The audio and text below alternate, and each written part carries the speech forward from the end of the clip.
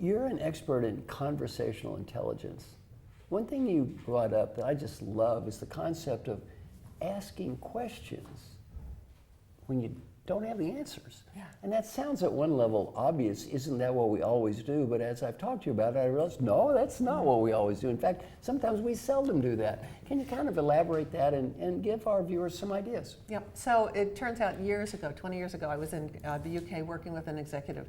And I was keeping track of the questions that he asked that were leading questions, and the questions that he asked that where he had no answers. There was zero on had no answers. They were all leading questions. All leading questions. And when I explained it to him, he had no idea that that's what he was doing. Right. He really thought that he was helping someone by giving them, the answers and so forth. So I made that a study, and I'm still doing it because 99% of the people really have difficulty asking questions where they don't have answers, because then they get kind of anxiety, like, I should have known it. They go into their head, people would have expected me to say that and know it, and now I don't, and I might look stupid. So that's the tape that they play in their mind. But when we ask questions for which we don't have answers, what it does to another human being is it actually opens up a conversation with them, enables them to think in new ways, because you're setting up a question without an obvious answer. You don't know, you're not pushing them into it. Right. And the conversation that ensues is what I call a level 3 conversation. It goes deeper. Both people start to connect on discovery. So it takes them into what I call share and discover mode, which actually changes their chemistry so they bond in better ways. And they look forward, and that open space of I don't have the answer changes to, oh my God, what are we going to learn together?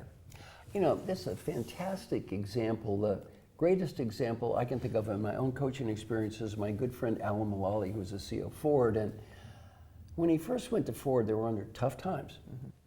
And Alan, rather than providing an answer, said, I don't have a solution either. I don't have the answer.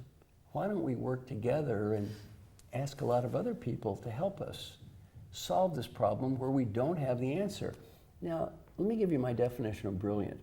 Brilliant is when somebody does something that seems obvious in hindsight, but you've never seen it before.